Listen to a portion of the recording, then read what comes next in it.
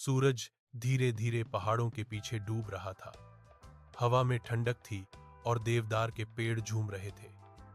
उसी जंगल के बीचों बीच एक भेड़िया अकेला चल रहा था। उसका नाम था आरू। कभी इस सिल्वर वन में उसके जैसे कई भेड़िए रहते थे, पर अब सब गायब हो गए थे। इंसानों के शिकार और आग ने उनका झुंड खत्म कर दिया था। अब बस आरू बचा था, अकेला लेकिन जीवित। वह हर शाम झील के किनारे जाकर पानी में अपनी परछाई देखता और सोचता, कभी मेरे साथ भी मेरा परिवार था, अब बस सन्नाटा है। जंगल के बाकी जानवर उससे डरते नहीं थे, मगर पास भी नहीं आते थे। सबको लगता था कि भेड़िए का मतलब खतरा है, मगर आरू के दिल में किसी के लिए नफरत नहीं थी। वह बस साथ चाहता था, किसी की आवाज जो उसकी हुआ का जवाब दे सके। एक सुबह आरू पानी पीने गया तो उसे एक पत्थर के नीचे फांसी हुई गिलहरी दिखी। वह दर्द से कराह रही थी। आरू ने अपने पंजों से पत्थर हटाया और धीरे से उसे उठाया। गिलहरी कांप रही थी। आरू ने मुस्कुराते हुए कहा, डर मत, मैं तुझे नहीं खाऊंगा। गिलहरी ने हैरानी से पूछा, तुम भेड़िए हो, फिर भी मेरी मदद क्यों की?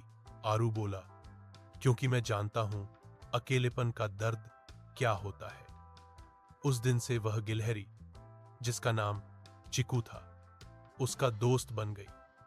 वह उसके साथ पेड़ों की कहानियां सुनाती और आरू उसे झील के किनारे बैठकर चांद की रोशनी में अपनी बातें बताता।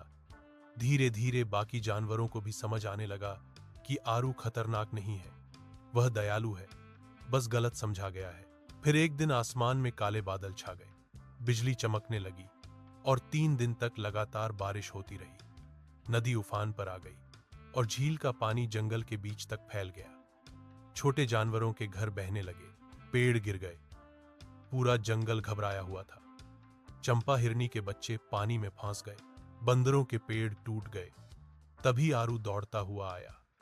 उसने अपनी ताकत लगाकर फंसे हुए जानवरों को बचाया। उसने लकड़ियों से पुल बनाया ताकि सब सुरक्षित जगह पहुंच सकें। बाढ़ में उसकी फर पूरी भीग गई, लेकिन उसने किसी को छोड़ने से इनकार किया। उसकी दहाड़ अब डर की नहीं, हिम्मत की आवाज बन चुकी थी। 3 दिन बाद जब बारिश रुकी तो जंगल बिखरा हुआ था, मगर सब जिंदा थे। जानवरों ने आरू को घेर लिया और बोले, अगर तुम न होते तो हम सब खत्म हो जाते। आरू ने मुस्कुराकर कहा, मैंने वही किया जो परिवार करता है। उस रात कई सालों में पहली बार उसने आसमान की ओर मुंह उठाकर दहाड़ लगाई, पर अब उसकी हुआ अकेली नहीं थी। सारे जानवरों ने अपनी आवाजें मिलाई। जंगल में एकता की गूंज फैल गई। रात के बीच आरू झील के पास गया। पानी में उसे किसी की परछाई दिखी। वह धीरे धीरे पास गया तो देखा कि वहां एक बूढ़ा भेड़िया खड़ा है। उसकी आंखें तारों की तरह चमक रही थीं। कौन हो तुम? आरू ने पूछा। बूढ़ा भेड़िया बोला, मैं तेरे पूर्वजों की आत्मा हूं। तूने वो किया जो हम सब करना भूल गए थे। तूने डर के बजाय प्रेम फैलाया। अब यह सिल्वर वन तेरे हवाले है। यह कहकर वह हवा में विलीन हो गया। सुबह जब सूरज उगा तो जंगल सोने की तरह चमक रहा था।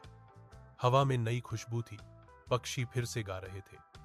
अब आरू जंगल का असली राजा था, बिना ताज, बिना सिंहासन, सिर्फ अपने कर्मों की वजह से। जब भी रात होती, सारे जानवर झील के पास इकट्ठा होकर आसमान की ओर देखते और आरू की हुआ के साथ अपनी आवाज मिलाते। अब वह अकेला नहीं था, अब वह पूरे जंगल का दिल था।